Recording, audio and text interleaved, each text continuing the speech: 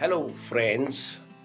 Foreign Investors on India brings you a this week report starting with DNVGL, an international renewable energy group. DNVGL has been in India since 1989 and has some 30 consultants working on various stages of the projects.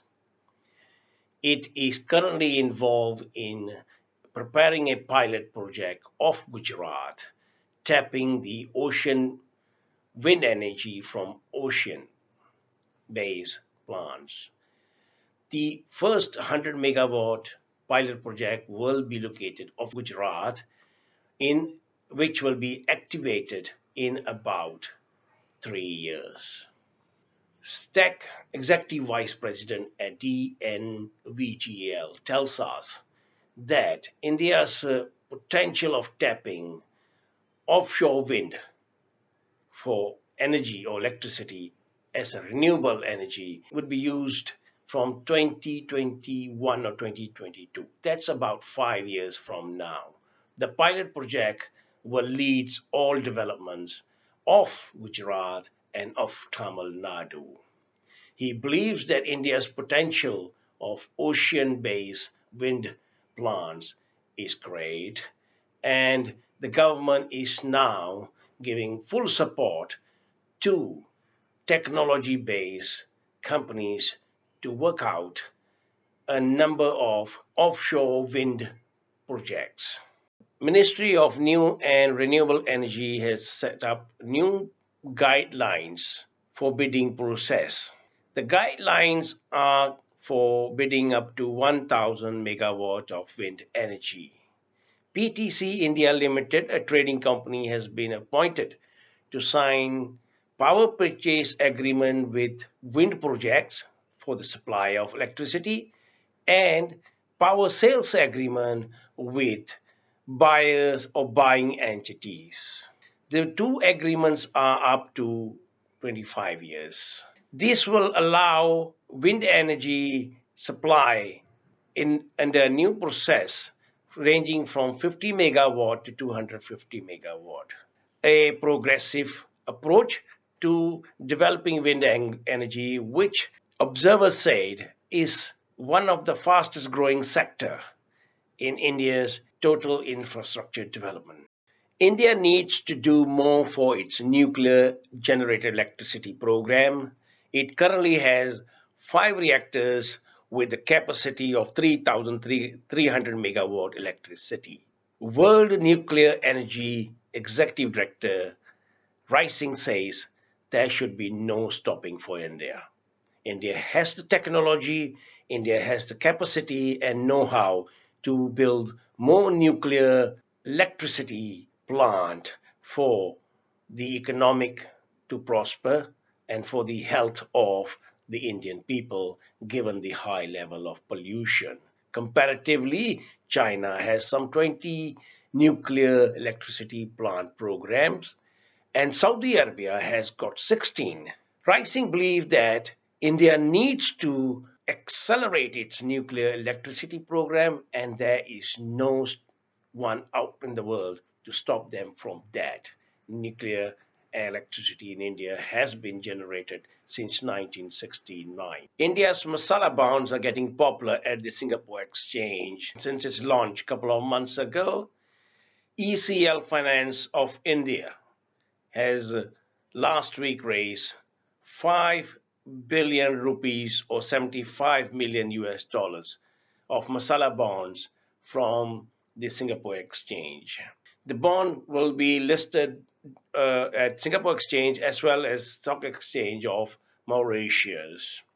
ECL plans to spend the proceeds on its debts and business growth. We are expecting to see more and more Masala bonds issues being made out of Singapore, where SGX, Singapore Exchange, is promoting this form of financing or fundraising aggressively. Flat steel products demand in India is going to pick up from 2016-2020 period As the country progresses on with its infrastructure development, industrialization program, and manufacturing or Make in India program.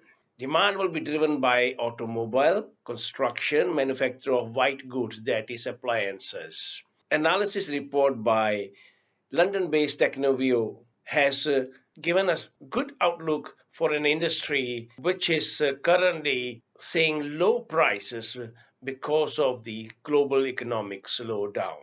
India's steel industry, according to these reports indication, is expected to bounce back along with the economic growth of the country. NCR Corporation has landed a $50 million contract in India. It is to supply 7,070 ATMs to State Bank of India, one of the leading banks in the country. This is a major automation program by the banks where money dispensing units are being installed across the country for consumers. We see NCRs following up on more orders. It has been an active player in more than 57,000 ATMs installed across the country so far. Amongst the recently awarded contracts is a project won by GR Infra Project. The company has secured an 81 km national highway development in Punjab. It will fall in the highway from 2 lanes, and the contract for 30 months was awarded by the National Highway Authority of India. On the research and development side, we have Ares International in the news this week. Ares has set up a new R&D center in Bengaluru for its R&D work in India and across the world. This is a major investment by a technology-savvy Ares, which has been working on a number of projects in the country. The overall business confidence index rose to a 6-quarter high to 67.3%, as shown by a survey carried out by the Federation of Indian Chambers of Commerce and Industry at the end of October. They says this shows a sanguine mood among India Inc. or Indian corporations. The market has, over the last 6 months, improved by moderately to significantly, businesses told FICCI survey. We see this uptick in the momentum continuing, and FICCI reporting more confidence as more and more economic activities picks up in the country. We thank you for hearing us and end this report with an announcement from Fibers India, which is launching a new router in the country. The cutting edge technology router is ROVR and will provide a faster internet connectivities. Thank you, and once again, we look forward to presenting you another report next week.